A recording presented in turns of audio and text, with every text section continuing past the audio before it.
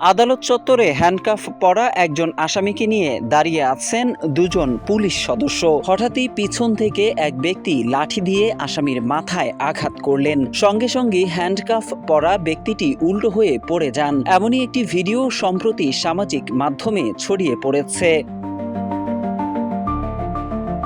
ভিডিওটি শেয়ার করে লেখা হয়, এই নিকৃষ্ট বিচার ব্যবস্থা আর অমানবিক মব এই জাতি আগে কখনো দেখেছে কিনা জানা নেই। আদালত প্রাঙ্গণে মবের কারণে যদি জীবনের নিরাপত্তা না পাওয়া যায়, আমাদের নিরাপত্তা কোথায়? অনেকে আবার ভিডিওটি শেয়ার করে নানান মন্তব্য করছেন। অবশেষে ভিডিওটির সত্যতা যাচাই করেছে রিউমার স্ক্যানার।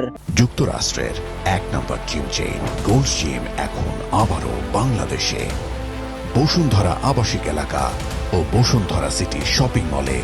অনুসন্ধানে জানা যায়, আসামির মাথায় লাঠি দিয়ে আঘাতের এই ভিডিওটি আসল নয়। এটি এআই দিয়ে তৈরি করা। রিভার্স ইমেজ সার্চের মাধ্যমে মূলধারার গণমাধ্যম দৈনিক সমকাল এবং পাতাকুড়ির দেশ নামের মৌলভীবাজারের একটি স্থানীয় গণমাধ্যমের ওয়েবসাইটে আলোচিত দাবিতে প্রচারিত ভিডিওর আসামি ও পুলিশ সদস্যদের ছবি সম্বলিত প্রতিবেদন খুঁজে পাওয়া যায়।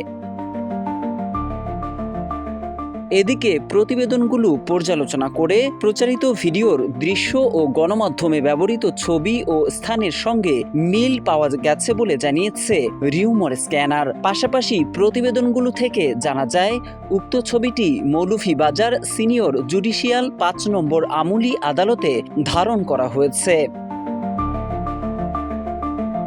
প্রতিবেদন থেকে জানা গিয়েছে, সম্প্রতি কুলাউড়ায় ধর্ষণে ব্যর্থ হয়ে ছাত্রীকে শ্বাসরোধে হত্যার ঘটনায় জুনেল মিয়া নামের এই ব্যক্তিকে আটক করা হয়েছে। তবে তার উপর সেদিন হামলা হয়েছে কিনা এমন কোনো তথ্য জানা যায়নি। রাজনৈতিক সংশ্লিষ্টতা বা অন্য কোনো সূত্রেও তেমন কোনো তথ্য পাওয়া যায়নি।